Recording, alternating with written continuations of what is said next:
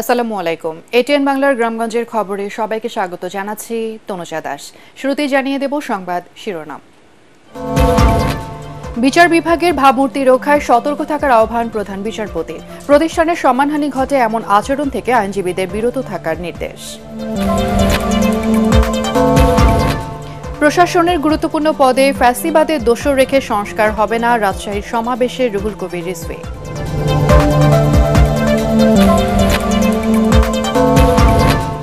মিয়ানমারে কারাভোগ শেষে দেশে ফিরেছেন ৮৫ জন। দেশটিতে ফেরত গেল ১২৩ বিজেপি এবং সেনা সদস্য।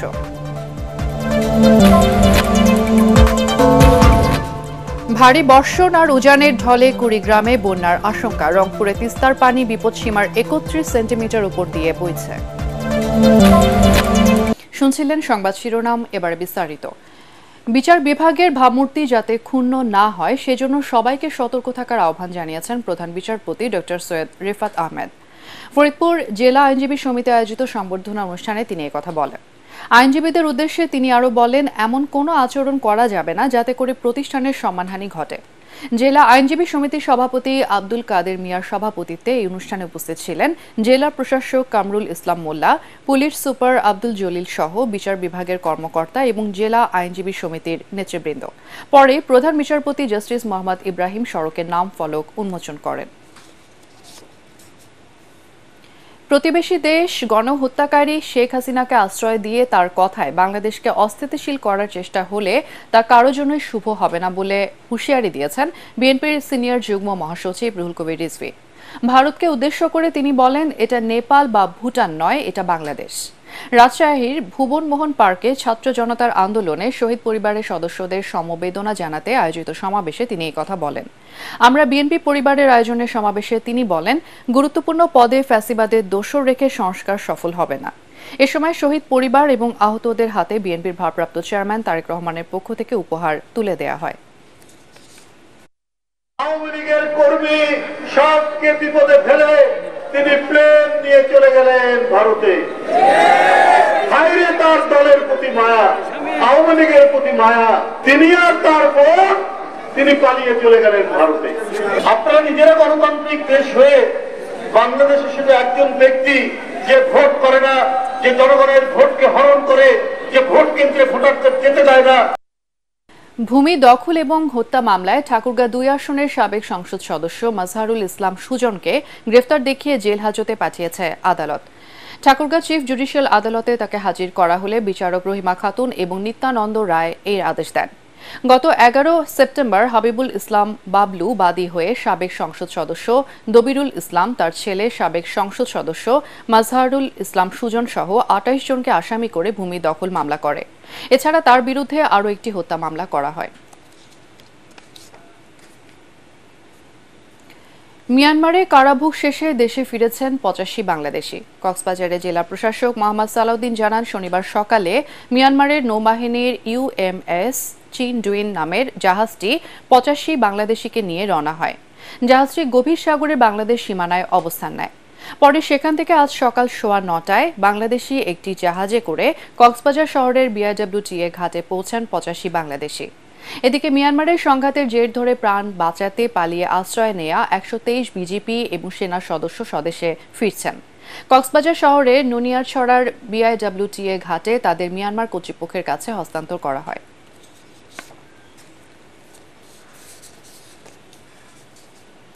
কুড়িগ্রামে আবারও ফুঁসে উঠেছে তিস্তা, ব্রহ্মপুত্র, দুধকুমার, ধরলা সহ সব নদ নদীর পানি। ভারী বর্ষণ আর উজানের ঢলে বন্যা পরিস্থিতির সৃষ্টি হয়েছে। তিস্তা নদীর পানি বিপদসীমার ৩১ সেন্টিমিটার উপর দিয়ে বইছে। তলিয়ে গেছে নদী অববাহিকার নিম্নাঞ্চল। পানি ঢুকে পড়েছে চরাঞ্চলের গ্রামগুলোতে। এদিকে কয়েকদিনের টানা বৃষ্টি এবং উজানের ঢলে লালমনিরহাটের ডালিয়া ব্যারেজ পয়েন্টে তিস্তা নদীর পানি বিপদসীমার ২ সেন্টিমিটার এবং কাউনিয়া পয়েন্টে ২৯ সেন্টিমিটার উপর দিয়ে প্রবাহিত হচ্ছে। নদীর পানি বৃদ্ধি পাওয়ায় অন্তত ১০,০০০ পরিবার পানিবন্দী হয়ে পড়েছে। অন্যদিকে আকস্মিকভাবে উজান থেকে আসা ঢলে তিস্তা নদীর পানি বেড়ে যাওয়ায় এখন তা বিপদসীমার উপর দিয়ে প্রবাহিত হচ্ছে। ফলে নদী তীরবর্তী রংপুরের গঙ্গাচড়া, কাউনিয়া এবং পীরগাছা উপজেলার নিচু এলাকাসমূহ প্লাবিত হয়েছে। বিশ্ব নদী দিবস উপলক্ষে মাথাভাঙ্গা নদী বাঁচাও আন্দোলনের পক্ষে মানববন্ধন অনুষ্ঠিত হয়েছে। আন্তঃসীমান্ত নদীতে বাংলাদেশের অধিকার এই স্লোগান নিয়ে মাথাভাঙা নদীর দখল দূষণ রোধ, সব বাঁধ অপসারণ এবং পানির অবাধ প্রবাহ নিশ্চিত করার দাবিতে এই মানববন্ধন হয়। মাথাভাঙা নদীর পুরাতন ব্রিজের উপর মানববন্ধন অনুষ্ঠিত হয়। কুমিল্লায় পশু পাখির চিকিৎসায় কাজ করছে ক্যাটস হোম বিড়ালের বাড়ি। রাজধানীর বাইরে প্রাণী চিকিৎসার তেমন সুব্যবস্থা না থাকায় বেশ সাড়া ফেলেছে এই উদ্যোগ। এছাড়া আটকে পড়া পশু পাখি উদ্ধারে তারা কাজ করছে বলে জানালেন এর উদ্যোক্তা সাইফুদ্দিন রনি। কুমিল্লা প্রতিনিধি খায়রুল আহসান মানিকের রিপোর্ট, জানাচ্ছেন ফারহিন ইসলাম টুম্পা। শখের বশে অনেকেই বিড়াল, কুকুর, খরগোশ সহ পশু পাখি পালন করেন। এদের যেমন প্রয়োজন হয় যত্নের, তেমনি অসুস্থতায় দরকার হয় চিকিৎসার। তবে রাজধানীর বাইরে প্রাণী চিকিৎসার তেমন ব্যবস্থা না থাকায় প্রায়ই বিপাকে পড়েন মফস্বলের পশু পাখি পালনকারীরা। পশু পাখিদের সেবার চিন্তা থেকেই কুমিল্লায় এই প্রতিষ্ঠানের জন্ম।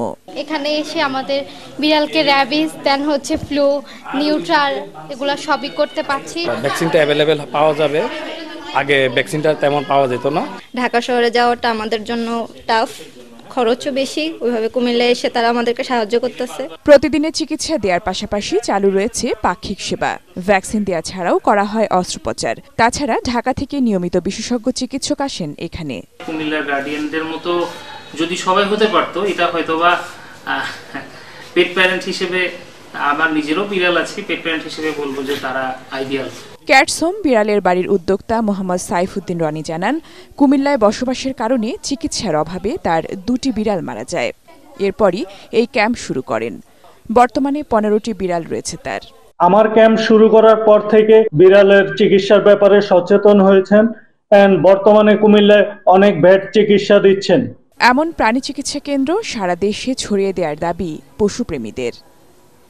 Bureau report, ATN Bangla. 2 পার্বত্য জেলার সহিংস ঘটনার পরিপ্রেক্ষিতে গঠিত তদন্ত কমিটি কাজ শুরু করেছে। জেলার দীঘিনালায় 19 সেপ্টেম্বর সহিংসতায় ক্ষতিগ্রস্ত লারমা স্কয়ার বাজার পরিদর্শনের মধ্য দিয়ে তদন্ত কমিটির কার্যক্রম শুরু করা হয়। তদন্ত কমিটির প্রধান চট্টগ্রামের অতিরিক্ত বিভাগীয় কমিশনার মোহাম্মদ নুরুল্লাহ নুরীর নেতৃত্বে কমিটির সদস্যরা এই সময় উপস্থিত ছিলেন। কমিটির সদস্যরা আগুনে পুড়ে যাওয়া বাজার পরিদর্শন করে ক্ষতিগ্রস্ত ব্যবসায়ী এবং প্রত্যক্ষদর্শীদের সাথে কথা বলেন। পরে উপজেলা পরিষদ কার্যালয়ে পাহাড়ি এবং বাঙালি নেতৃবৃন্দ বিশিষ্টজনদের সঙ্গে মত বিনিময় করেন। এই তদন্ত কমিটি 2 সপ্তাহের মধ্যে প্রতিবেদন দাখিল করবে। গত 18 সেপ্টেম্বর ভোরে চুরির অভিযোগে এক যুবককে হত্যাকে কেন্দ্র করে খাগড়াছড়ি এবং রাঙামাটিতে সহিংসতার ঘটনায় 4 জন নিহত এবং বহু লোক আহত হন। বান্দরবানের পর্যটন ব্যবসায় ধস ঠেকাতে সব উদ্যোগী যখন ব্যর্থ, তখন পর্যটকদের আকৃষ্ট করতে এগিয়ে এসেছে জেলা মাইক্রোবাস জিপ পিকআপ মালিক সমবায় সমিতি। যে কোনো পর্যটন কেন্দ্র এবং এলাকায় সব ধরনের পর্যটকবাহী গাড়িতে 20% ছাড়ের ঘোষণা দিয়েছে সমিতির সদস্যরা। বান্দরবান প্রেস ক্লাব মিলনায়তনে এক সংবাদ সম্মেলনে নেতৃবৃন্দ এই ঘোষণা দেন।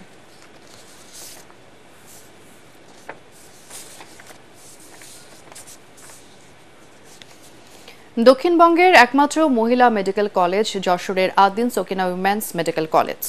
ভালো ফলাফলের মাধ্যমে সুনাম ধরে রাখা এই মেডিকেল কলেজে সম্প্রতি ভর্তি হয়েছে প্রতিষ্ঠানটির 13তম ব্যাচ। মনোমুগ্ধকর অনুষ্ঠানে দেশি বিদেশি নতুন শিক্ষার্থীদের বরণ করে নেন আগের ব্যাচের শিক্ষার্থীরা। যশোর থেকে তামান্না ফারজানার রিপোর্ট, জানাচ্ছেন জাহিদুল আলম। 2012 সালে যশোর পুলের হাটে যাত্রা শুরু করে Ad-din Sakina women's medical college. অভিজ্ঞ শিক্ষকের তত্ত্বাবধানে পর্যাপ্ত তাত্ত্বিক ও ব্যবহারিক ক্লাস পরিচালনার কারণে শিক্ষার্থীরা পাচ্ছেন অভাবনীয় সাফল্য। ফলে দেশের গণ্ডি পেরিয়ে বিদেশেও ছড়িয়ে পড়েছে এর সুনাম। এতে প্রতি বছরই বাংলাদেশি শিক্ষার্থীদের পাশাপাশি বাড়ছে বিদেশি শিক্ষার্থীদের সংখ্যাও। এবছরও মেডিকেল কলেজটিতে ভর্তি হয়েছেন 9 জন ভারতীয় সহ মোট 75 জন শিক্ষার্থী। সম্প্রতি এক অনুষ্ঠানের মধ্য দিয়ে তাদের বরণ করে নেন প্রতিষ্ঠানটির শিক্ষক শিক্ষার্থীরা।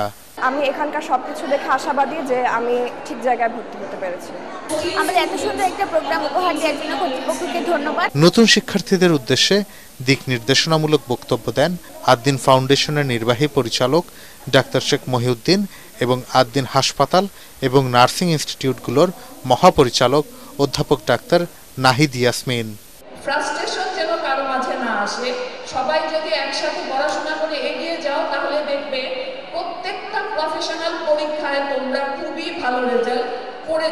মেডিকেল বিশ্বকে, এই পৃথিবীর বিশ্বকে মেডিকেল ইতিহাসের সমস্ত বিপ্লব ঘটাতে হবে। তার জন্য লিডার দরকার, লিডার দরকার। উই ওয়ান্ট দোজ লিডার্স ইনশাআল্লাহ। নবীন বরণ অনুষ্ঠানে আদ্দিন ফাউন্ডেশনের উপদেষ্টা অধ্যাপক ডাক্তার আফিকুর রহমান, আদ্দিন সকিনা উইমেন্স মেডিকেল কলেজের উপদেষ্টা অধ্যাপক ডাক্তার গোলাম মুক্তাদির, অধ্যক্ষ অধ্যাপক ডাক্তার গিয়াসউদ্দিন, উপাধ্যক্ষ ডাক্তার সঞ্জয় সাহা অন্যান্যের মধ্যে উপস্থিত ছিলেন। Bureau report, ATN Bangla.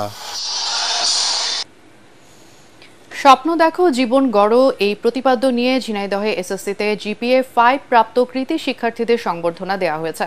শহরের জোহান ড্রিম ভ্যালি পার্ক মিলনায়তনে প্রথম আলোর শিক্ষার ডিজিটাল প্ল্যাটফর্ম শিখো এই সংবর্ধনার আয়োজন করে। এ সময় জেলার বিভিন্ন স্কুলের 1100 শিক্ষার্থীকে ক্রেস্ট এবং সার্টিফিকেট দেওয়া হয়। এতে অবসরপ্রাপ্ত অধ্যক্ষ শুভেন্দু ভৌমিক, সরকারি কেসি কলেজের অধ্যক্ষ professor Ashok Kumar Bhowmik, Wazir Ali school and কলেজের অধ্যক্ষ নাহিদা আক্তার, প্রথম আলোর ঝিনাইদহ প্রতিনিধি আজাদ রহমান, কুষ্টিয়া প্রতিনিধি তৌহিদ হাসান বক্তব্য রাখেন। আলোচনার শেষে সাংস্কৃতিক অনুষ্ঠানের আয়োজন করা হয়। অনুষ্ঠানের মিডিয়া পার্টনার এটিএন বাংলা। এদিকে নোয়াখালীতে শিখো প্রথম আলোর আয়োজনে এসএসসিতে জিপিএ 5 পাওয়া কৃতি শিক্ষার্থীদের সংবর্ধনা দেওয়া হয়েছে। অনুষ্ঠানে জেলার বিভিন্ন শিক্ষা প্রতিষ্ঠানের প্রায় 500 শিক্ষার্থী অংশ নেয়। অনুষ্ঠানে অতিথি ছিলেন নোয়াখালী বিজ্ঞান ও প্রযুক্তি বিশ্ববিদ্যালয়ের উপাচার্য অধ্যাপক মোহাম্মদ ইসমাইল, প্রথম আলোর বার্তা সম্পাদক ওমর কায়সার, বিশিষ্ট শিক্ষাবিদ অধ্যাপক কাজী মোহাম্মদ রফিকুল্লাহ। স্বাগত বক্তব্য রাখেন প্রথম আলোর নোয়াখালী প্রতিনিধি মাহবুবুর রহমান। সাধারণ শিক্ষার্থীরা শিক্ষা প্রতিষ্ঠানের ছাত্র রাজনীতি বন্ধ নয়, শিক্ষার্থী বান্ধব এবং সুষ্ঠু ধারার রাজনীতির পক্ষে বলে দাবি করেছেন জাতীয়তাবাদী ছাত্র দলের কেন্দ্রীয় সাধারণ সম্পাদক নাসির উদ্দিন নাসির। বরিশাল বিভাগের সাংগঠনিক সফরে রাজাপুর সরকারি কলেজ এবং ঝালকাঠি সরকারি কলেজের সাধারণ শিক্ষার্থীদের সাথে মতবিনিময় সভায় তিনি একথা বলেন। সাধারণ শিক্ষার্থীদের জন্য শিক্ষার সুষ্ঠু পরিবেশ এবং নিরাপদ ক্যাম্পাস নিশ্চিত করতে ছাত্র দল সারা দেশে কাজ করছে বলেও জানান তিনি।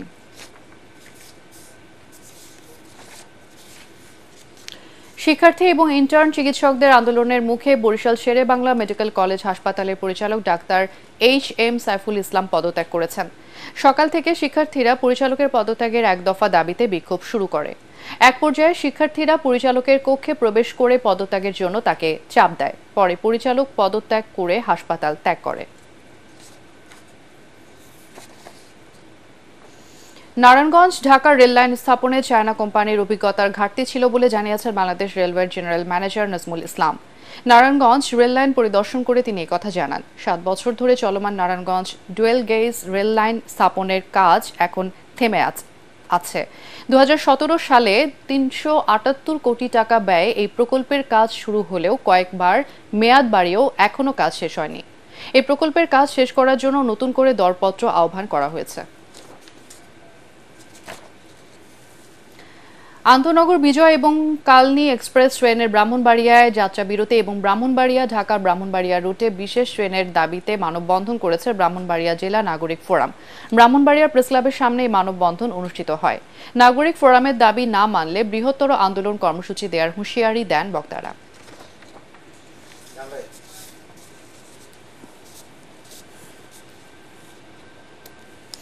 আর এই ছিল এখনকার সংবাদ। আমাদের এটিএন বাংলার সংবাদ ইউটিউবে দেখতে ব্রাউজ করুন youtube/ATN বাংলা সংবাদ।